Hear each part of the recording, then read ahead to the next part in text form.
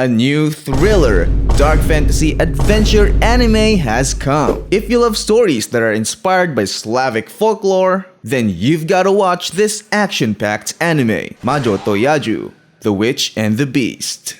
Meet Giddo, an impatient little blondie who is always agitated. And this is Ashaf, her chain-smoking traveling companion, who's always carrying around some sort of coffin. Who knows, maybe there's a cute demon inside of it. They have just arrived by train in a huge town, and their motive is to find a certain witch. Luckily, their search was cut short because apparently, the witch they're looking for is practically worshipped as the town's savior, serving as their protector. She's pretty famous and she's also got followers of her own. Suddenly, there was a big commotion and the windows shattered. Apparently, there's a walking megalodon tearing the city apart.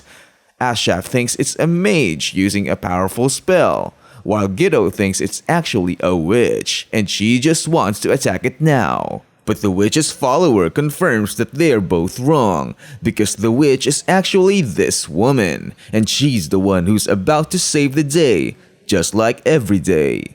The witch was able to take away the curse from the shark and it reverted to being a human.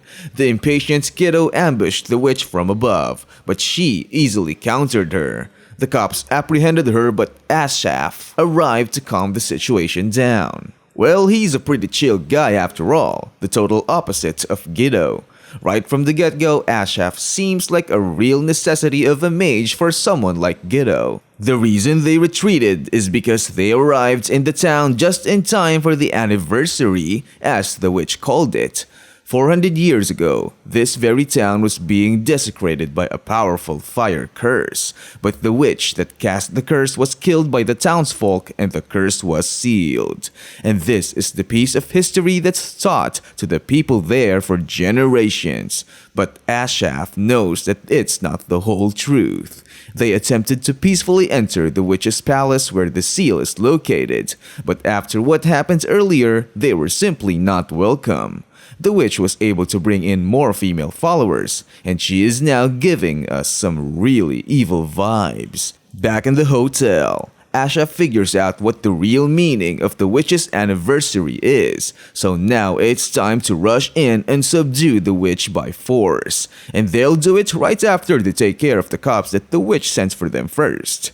Because apparently, the witch's followers were only meant to be a sacrifice in order to unseal the curse that was meant to burn down the whole town exactly 417 years ago. And this witch is actually the granddaughter of the witch that was killed by the townsfolk all those years ago.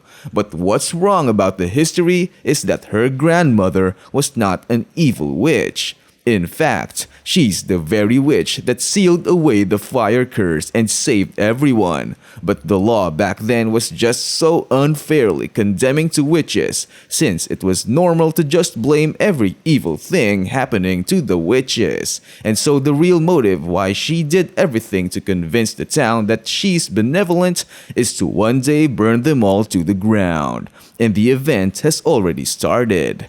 Giddo and Ashaf arrived, and of course, Giddo just kept charging the witch head on, like a brain-dead zombie maniac who just couldn't be kept down. Ashaf tried to rescue the girls, but the witch caught wind of his plan. The reason why Giddo is very aggressive whenever facing witches is because she really hates their guts, since she herself is actually cursed by one, and her ultimate goal is to find the witch who cursed her. You see, in order to lift the curses given by witches, there's only two options. 1. A loving kiss from your Prince Charming, which means you need your true love's kiss. And number 2, if the hateful witch has a change of heart. That is what the public and the witch in here knows. But Ashaf and Giddo knows that there's a secret third option. A kiss from a witch. Giddo was able to kiss the witch and thus the curse was lifted. And the coffin finally opens to release the true body of Giddo, who's actually a very big strong man.